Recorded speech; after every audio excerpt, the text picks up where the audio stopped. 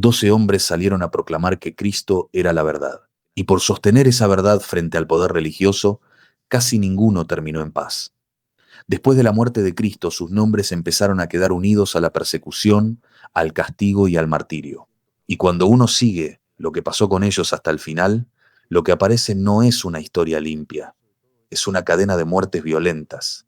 Judas Iscariote fue el primero en quebrarse. Mateo dice que se ahorcó. Hechos añade la imagen más brutal. Cayó de cabeza y su cuerpo se reventó en el campo comprado con el precio de su traición. Su final quedó sellado por la cuerda, la caída y el cuerpo abierto. El único de los 12 cuya muerte aparece narrada de forma directa en el Nuevo Testamento es Santiago, hijo de Zebedeo.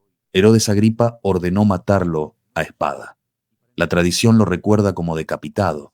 Fue el primero de los 12 en caer, y después empezó la cacería. Pedro no terminó en paz. Su nombre quedó unido a la persecución, al martirio y a la cruz.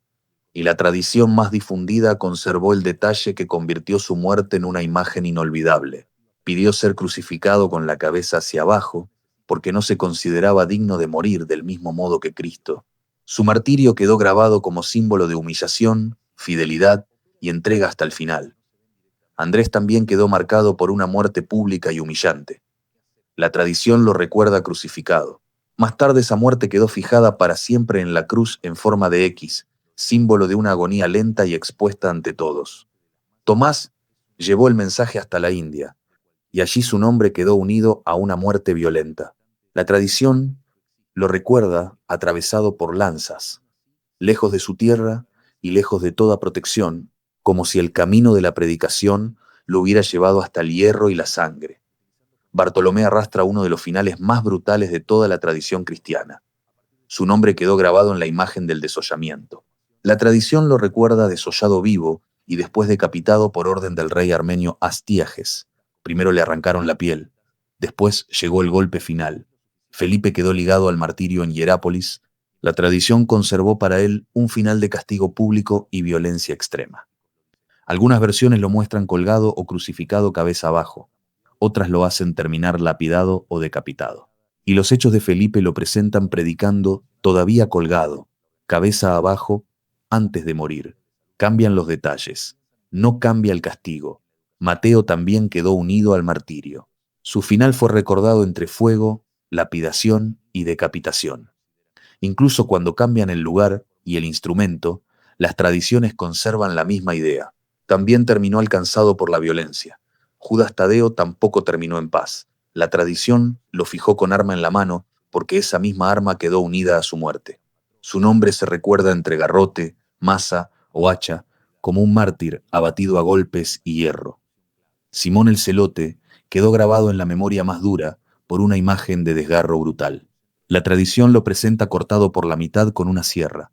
Por eso la sierra quedó para siempre como uno de sus símbolos. Matías, el reemplazo de Judas, también quedó unido a una muerte feroz. La tradición lo recuerda apedreado y luego decapitado.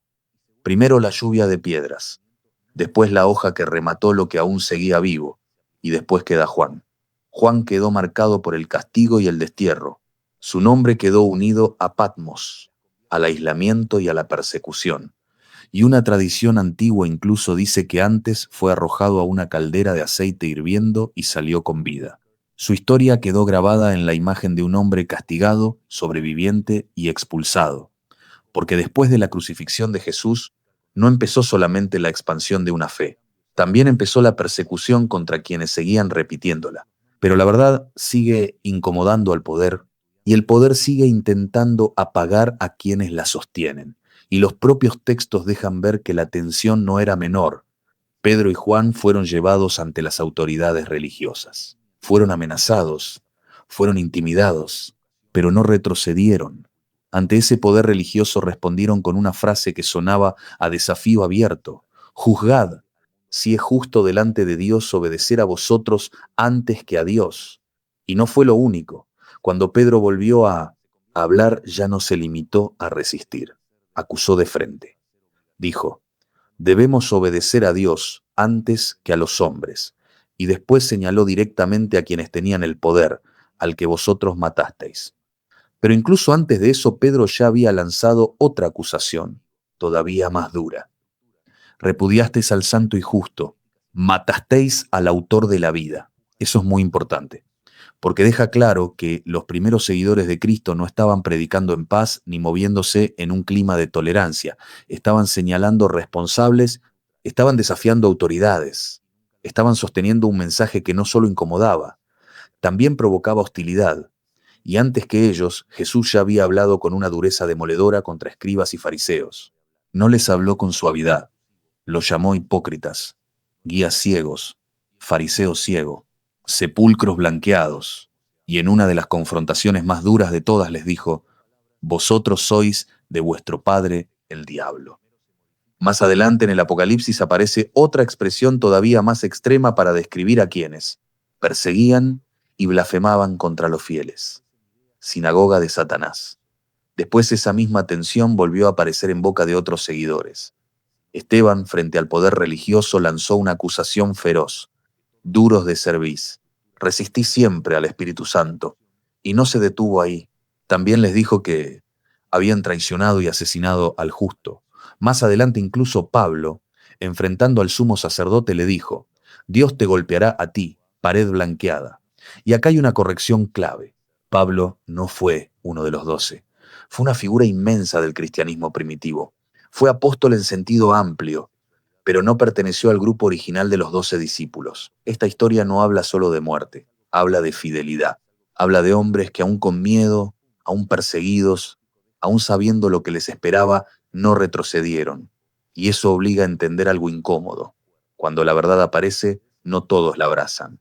Muchos intentan callarla, muchos intentan enterrarla, muchos intentan destruir a quienes la anuncian.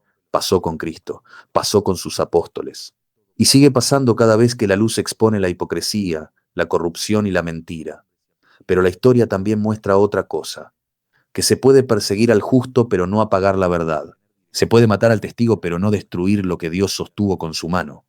Por eso sus muertes no hablan de derrota, hablan de prueba, hablan de convicción, hablan de una fe tan real, tan profunda y tan viva, que ni la amenaza, ni la espada, ni la cruz pudieron arrancarla. Y tal vez esa sea la enseñanza más fuerte de todas: que el mal puede golpear, puede perseguir y puede sembrar dolor, pero no tiene la última palabra. La verdad os hará libres, y el bien siempre se impone sobre el mal. Dios con nosotros.